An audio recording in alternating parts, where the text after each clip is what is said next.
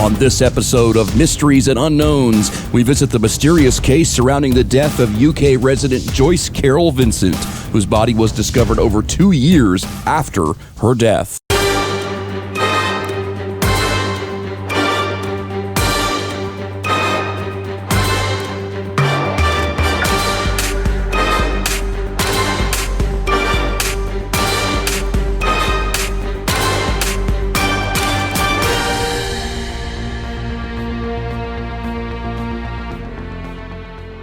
Joyce Carol Vincent was a British woman whose death went unnoticed for more than 2 years. Miss Vincent had cut off nearly all ties with family and friends prior to her death, which partially explains why she went unnoticed for so long after she passed away. Her body was found on January 25, 2006, but it was suspected that she had died sometime in December of 2003. Although her remains were almost nothing but bones, it is suspected that she had died from an asthma attack or complications from a recent peptic ulcer. Joyce had resigned from her job in 2001 and subsequently started reducing contact with her family and friends. The reason for this is still kind of unknown. Her life and death were the subject of a 2011 documentary entitled Dreams of a Life. Joyce Vincent was born in Hammersmith, UK on October 19, 1965. She was an immigrant of the island nation of Grenada. Her father was of African descent and her mother had Indian ancestry. Joyce's mother tragically passed away following complications to a surgery when Joyce was but 11 years old. And upon her mother's death, Vincent's 4 older siblings stepped in to care for her. Her relationship with her father was strained, to say the least, and Joyce said that he had died in 2001. However, that fact turned out to be false, as her father had lived until the year 2004. She attended Melcombe Primary School as well as Fulham Gillett School for girls, but subsequently dropped out at age 16, and in 1985, at age 20, she began working for OCL as a secretary in London. She worked other odd jobs throughout her shortened life, but eventually joined the accounting firm EY, formerly known as Ernst & Young, in 1997. She worked in their treasury department for approximately 4 years, but eventually decided to quit in March of 2001. Joyce had apparently spent some time in a shelter for domestic abuse, but it's unclear as to what abuse had taken place. She was obviously involved in some type of abusive relationship, and this subsequently could have caused the estrangement from her family, which began to occur about the same time. During the investigation into her death, a source was quoted as saying, "She detached herself from her family, but there was no bust-up. They're a really nice family. We understand she was in a relationship and there was a history of domestic violence," unquote.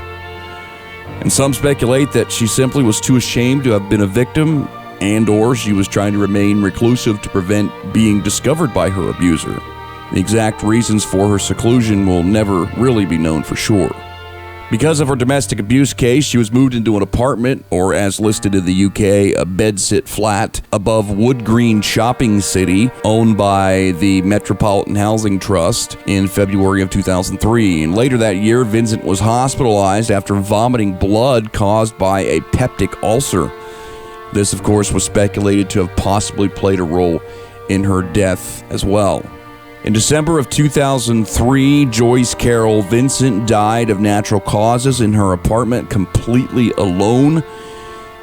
She was an asthma sufferer, and as I said, this also was speculated as a possible cause of death. Her remains were described as, quote, mostly skeletal, according to the pathologist who examined the body. She was found lying on her back next to a shopping bag and surrounded by Christmas gifts she had apparently just bought and wrapped, but sadly never got to give to their respective recipients. However, whom those recipients are isn't known at this time. Neighbors had just assumed the apartment was empty, and unfortunately, because there was trash bins nearby, the smell of the decomposition wasn't apparently noticed. She'd also been watching TV at the time of her death, and when her remains were discovered 2 years later, the TV was still on. It's an absolutely amazing story, isn't it? But also a very sad story. Many wonder how she could have remained undetected for so long. What about her rent and her other bills? Why wasn't she evicted? Why hadn't any family or friends checked up on her during those 2 whole years she lay dead? Well, evidently half of her rent was being automatically paid by Metropolitan Housing Trust. However, at the same time, the other half of the rent for 2 years, totaling over £2,400, went unpaid and accrued. And it wasn't until that buildup had been reached that the eviction was finally decided upon, and thus subsequently she was discovered by bailiffs that broke into the flat. And as mentioned, the TV was still on and her heater was still running. And apparently those bills had been being auto-debited as well. Evidently she had plenty of funds still in her bank account to cover those bills for that period of time. And there was also some debt forgiveness involved, probably some type of government assistance program similar to those offered here for low-income families in the United States. Metropolitan Housing Trust said that no neighbors, visitors, or anyone else raised any concerns during those 2 years about her unknown body just feet away on the other side of that closed door. Identification was found only by dental records due to the post-mortem decomposition that had already taken place. Investigators ruled her death by natural causes, as there was no apparent signs of foul play. The door was double locked and no signs of a break-in were apparent. She even had a boyfriend at the time of her death, but it's reported police were unable to track him down. Interesting how he didn't wonder what had happened to her. Maybe he did. Who knows? Her sisters did hire a private detective during the time she was missing and also contacted the Salvation Army, but those efforts proved unsuccessful, unfortunately. Apparently, the detective did find the apartment where Joyce was living, but never bothered to pursue anything further. Her family also did write letters to her, but since she was already dead, they obviously went unanswered, and family members assumed she had deliberately severed ties with them completely. This is a tragic story all the way around. So many what-ifs. What if her family had tried more adamantly to contact her? What if someone had just checked up on her, you know? There's no guarantee that her death would have or even could have been prevented, but at least she wouldn't have laid there for that long without being properly put in her final resting place. Just tragic all the way around. And what's the moral of this story?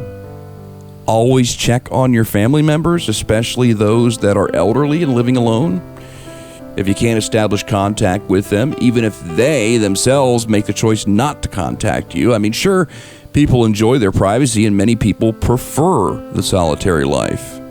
But they're still human beings, and I'm sure they're still genuinely loved. I could not even imagine making such a shocking discovery myself, especially if it were someone I knew and loved. Tragic.